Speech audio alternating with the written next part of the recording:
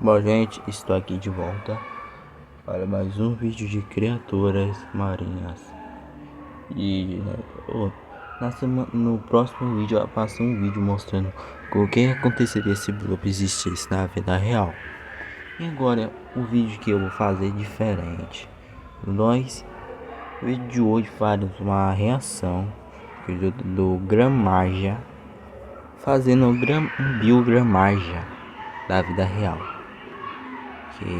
Do Gramaja original para o Gramaja da vida real. E vemos o vídeo até o final. Bom, assista esse vídeo até o final. E aqui, antes de mostrar o vídeo, deixa seu like, até como tá terminar o vídeo, e se inscreva no nosso canal se for sua primeira vez aqui. Em todas as profundezas do mar, poucos monstros que dizem existir poderiam se comparar ao gigante impossível, o Azul. Mas um nome que tomou conta da internet finalmente desafiou o Senhor dos Monstros Marinhos em uma escala nunca antes vista. Hoje, no Goji Center, mergulhamos nas profundezas para explorar esse rival titânico do maior monstro marinho conjurado por mentes teofóbicas da era moderna. Explorando sua história, biologia especulativa e a possibilidade assustadora de uma versão bioprecisa desse animal existir, e terminando com um anúncio muito aguardado. O Goji Center apresenta El Gramaja explicado. Agora, alguns de vocês em casa que não estão familiarizados com o que estão vendo aqui podem estar se perguntando de onde diabos surgiu a lenda desse horror de pesadelo. Afinal, foi preciso um terremoto de gelo literalmente ouvido do outro lado do oceano para criar a lenda urbana do Bloop. E monstros marinhos como o Kraken têm histórias há séculos. Então, de que profundezas surgiu esse terror? Simples. O reino mais caótico e selvagem de todos, a internet. Sim, de fato, El Gramaja foi uma criação da era moderna online, trazido à vida por animadores como seu criador Boris Alce para fazer uma nova versão da fórmula clássica do monstro marinho. Extremamente popular no lado latino-americano da rede, El Gramaja destruiu submarinos, lutou contra outros colossais como o Bloop e devorou navios e mergulhadores em centenas de milhões de visualizações, aumentando exponencialmente o número de teofóbicos ao redor do mundo nos próximos anos. Então, antes de tentarmos especular sobre a existência de uma versão bioprecisa desse monstro marinho, uma que tecnicamente poderia existir, vamos falar sobre o mito primeiro. Estatísticas brutas. Comprimento 2.214 pés ou 674 metros. Envergadura da mandíbula de aproximadamente 165 por 250 pés. Comprimento do dente de mais de 49 pés. Massa total 955.798.000 kg. Com mais de 1 milhão de toneladas, El Gramaja definitivamente fez jus ao seu nome, superando até mesmo o poderoso Bloop em termos de comprimento e tamanho geral, graças a um corpo com mais de meio quilômetro de comprimento. Do nariz à cauda, este Leviatã supera a maioria dos outros kaijus serpentinos, sendo mais que o dobro do comprimento de Titanis, Tiamid e Manda, além de ser muitas e muitas vezes mais pesado. Com dentes maiores que a cabeça de Godzilla e mandíbula larga o suficiente para caber ele e Kong dentro, El Gramaja seria uma força a ser reconhecida em quase qualquer universo cinematográfico e poderia ser considerado um desastre natural vivo por si só. Como já mencionado, a análise volumétrica mostra que essa coisa pode pesar bem mais de 1 milhão de toneladas. Se ele se debatesse, nadasse na costa ou mesmo simplesmente fizesse uma curva fechada perto da costa, causaria um tsunami. Há uma boa razão pela qual, quando ele e o Bloop se notaram, todos os envolvidos escolheram sabiamente fazer duas coisas: ficar fora do caminho e deixá-los lutar. Não, sai propaganda.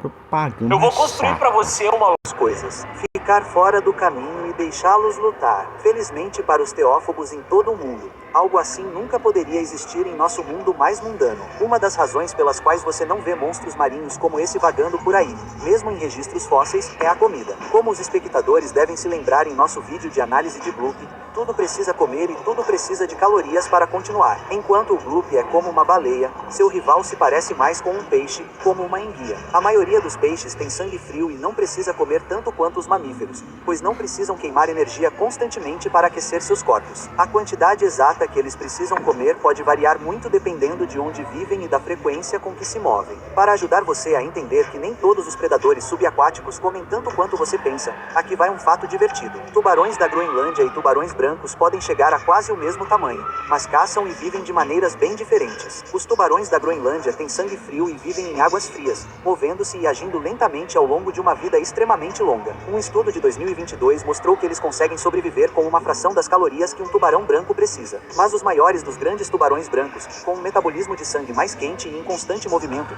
ainda precisam de uma fração do combustível que um mamífero precisa. Outro estudo de David Seberne descobriu que a quantidade de alimento que um tubarão branco precisa por quilo de massa na verdade diminui com o tamanho. Quanto maior o tubarão, mais fácil ele tem para estocar alimentos e se deslocar contra a resistência da água. Um tubarão enorme como o Deep Blue precisa de apenas 4,5 calorias de alimento por quilo de massa. Isso é cerca de 5 a 8 vezes menos do que um humano precisa por quilo. E eles chamam os tubarões de máquinas de comer vorazes. Voltando ao El Grand Marra, podemos ver no vídeo que ele é um predador bastante ativo. Então, uma fórmula modificada para o metabolismo do tubarão branco faz mais sentido para nos dar uma ideia de quanto esse monstro come. Os resultados produzem um número impressionante de quase 700 milhões de calorias em um dia apenas para se manter. Se você se lembra do último vídeo falando sobre o Bloop, vai perceber que isso é uma fração da quantidade que o Bloop mammalian precisa.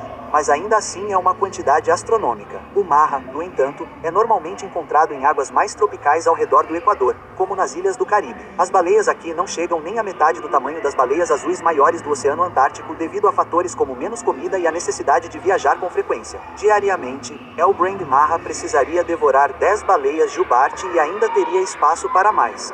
Se lanchar humanos, o número é ainda mais extremo. O humano médio contém 125.822 calorias se ingerir.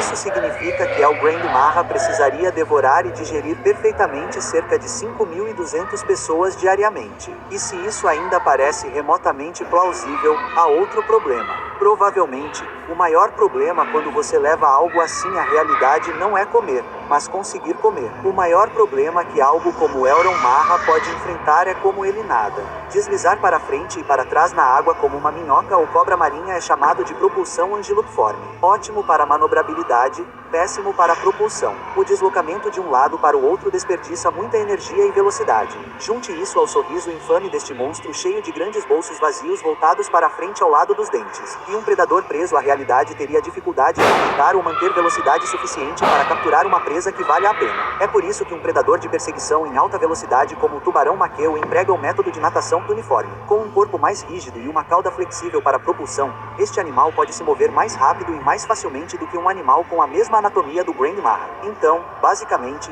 um animal como El Grand Marra, mesmo que pudesse crescer até esse tamanho, não seria capaz de se sustentar facilmente, especialmente se tivesse que se mover assim e ao mesmo tempo Agora vamos ver mais um pouquinho disso aqui. ação por filtragem e, então, foi levada para o próximo nível, com toda a água sendo direcionada para fora em uma saída em vez de várias. Focada em um bico de cartilagem flexível e um suporte giratório, rajadas rápidas de movimento de um lado para o outro. O que evoluiu primeiro para ajudar na respiração foi se adaptando para ajudar na propulsão. Mas como um animal como esse pode desenvolver adaptações semelhantes às de animais como a lula, apesar de ser uma classe animal completamente diferente? Simples. Este seria outro dos muitos casos clássicos de evolução convergente, onde formas de vida não relacionadas confrontadas com os mesmos problemas desenvolvem soluções semelhantes. Literalmente a mesma razão pela qual golfinhos e tubarões têm corpos e nadadeiras aerodinâmicas, apesar de pertencerem a dois grupos animais completamente diferentes. Neste caso, nosso Grand Marra biopreciso suga água rapidamente pela boca e por portas branquiais extras antes de ser redirecionado e disparado para fora dos sifões. Perfeito para se lançar rapidamente para agarrar a presa e sugar plâncton e cardumes de peixes para dentro do M. El Grand Marra, como diz a lenda urbana, tem um M bem assustador. Bem, acontece que o provável ancestral do nosso especulativo Grand Marra pode ter uma dentição mais ou menos assustadora. Dependendo do que você considera assustador, um provável ancestral desse animal teria sido o Panderidos, ostentando várias fileiras de presas retráteis e finamente serrilhadas em vez de mandíbulas verdadeiras. Esses dentes e o esqueleto interno são, na verdade, sintetizados a partir de minerais filtrados da água do mar, adicionando força extra à sua estrutura. Com o tempo, esse M teria permanecido semelhante, mas conforme esse animal evoluiu para proporções gigantescas e se agarrou a presas maiores, essas presas atingiram tamanhos assustadoramente grandes, ajudando-o a filtrar grandes cardumes de peixes e crio. E se a oportunidade bater, ele pode se agarrar e então esfaquear animais maiores com um truque mortal extra para recorrer. Revelaremos esse truque em breve, mas, até o momento, já cobrimos o suficiente sobre a ancestralidade desse animal para apresentar a verdadeira forma bioprecisa da vovó. Senhoras e senhores, apresentamos o Colossa Idris Octena, batizado em homenagem à serpente com chifres da lenda Sherlock, que infligia pestilências com seu sopro e brilhava com luzes assustadoras. Esse peixe sem mandíbula evoluiu para se assemelhar às características de sua contraparte lendária urbana. E estamos prestes a ver como, medindo um comprimento possível de até 60 metros, com uma boca aberta de até 5 por 6 metros. Seus maiores dentes medem até 3 metros e são sustentados por uma massa de até 260 toneladas. Para os sentidos em águas rasas e profundas, o Colossa Idris não vem com 2, mas 4 olhos aguçados para captar luz e formas à distância. Isso pode parecer bizarro, mas vários tipos de peixes têm os mesmos órgãos sensoriais desenvolvidos a partir do cérebro que funcionam como olhos extras. Este predador de topo também consegue detectar mudanças de pressão e sentidos na água com os tentáculos alongados que saem de seu rosto. E, como muitos peixes de águas profundas, ele consegue manipular uma proteína chamada luciferina, permitindo que ele ilumine partes do corpo para confundir ou atrair presas. Agora podemos discutir o truque que mencionamos antes. Depois de morder uma presa, digamos um cachalote curioso demais, tolo o suficiente para nadar perto demais, esse predador tem dentes sulcados capazes de direcionar um potente veneno anticoagulante para a presa. Essa característica lembra alguns conodons pré-históricos com um tipo diferente de arma química também vista em lamprés modernos. Isso impede que o sangue de uma vítima coagule facilmente, levando a uma perda catastrófica de sangue. Grandes predadores geralmente caçam animais grandes usando táticas de emboscada, atacando por baixo ao detectar uma vítima desavisada. Tubarões, mamíferos, répteis marinhos e outras espécies de peixes usam essa mesma metodologia de caça. Da mesma forma, à medida que o ancestral da Colossa Idris evoluiu, ele teria adotado essa mesma metodologia de caça. Milhões de anos depois, esse animal agora caça baleias exatamente da mesma maneira. Aproveitando seus pseudocífonos para obter uma rápida explosão de velocidade, a Colossa Idris conseguia emboscar rapidamente por baixo e deixar um ferimento grave. Mesmo que a presa conseguisse fugir, seu predador nunca pararia de persegui-la. No entanto, nem todos os animais grandes começam assim e os filhotes seriam vulneráveis a muitos predadores naturais, como tubarões. Isso se eles não tivessem outra defesa para recorrer. Os peixes bruxas intimamente relacionados às vezes são chamados de embrias viscosas por um motivo. Com poros específicos embutidos na pele, esses peixes podem liberar um muco fibroso quando são atacados. Da mesma forma, à medida que o Panderidos começou a tomar forma como ancestral da Colossa Idris, os espécimes individuais que começaram a desenvolver um muco semelhante a muco começaram a se defender dos predadores com sucesso. Elas se reproduziriam e transmitiriam as características necessárias para afastar predadores ainda melhor, preservando sua linhagem. Esse lodo pode se expandir 10.000 vezes seu volume original em menos de meio segundo, obstruindo as guelras e os dentes dos atacantes. Dado o tamanho e o volume desse animal, isso significa que a maioria dos atacantes, como peixes parasitas, nem se daria ao trabalho de tentar morder a Colossa Idris, mesmo quando ela passa por ciclos de hibernação. Esse é um recurso inestimável para se ter em uma luta contra outro grande predador enquanto ele cresce.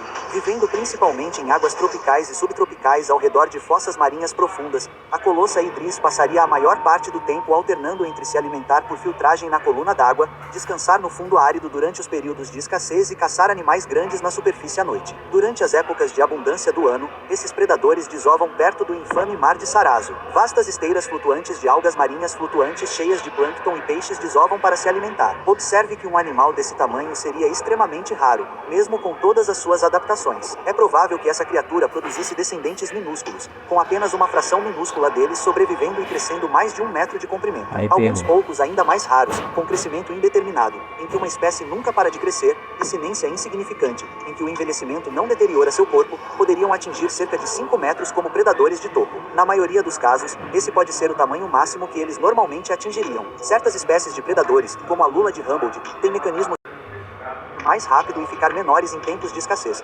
trocando força bruta por capacidade de sobrevivência. Essa pode ser uma das razões pelas quais esses predadores primordiais sobreviveram como fizeram neste cenário, sobrevivendo a grandes eventos de extinção em um tamanho pequeno e então se recuperando quando a abundância retornou. E quando as condições são perfeitas, uma em 1 milhão dessas serpentes marinhas, talvez até mesmo apenas uma em 1 bilhão, pode se tornar verdadeiros dragões marinhos colossais. E é um evento ainda mais raro que a humanidade possa vislumbrar tal titã. Em um mundo com esse mar primordial, o Triângulo das Bermudas pode ter um motivo totalmente novo para naufrágio. Bom, gente, espero que tenha gostado do vídeo.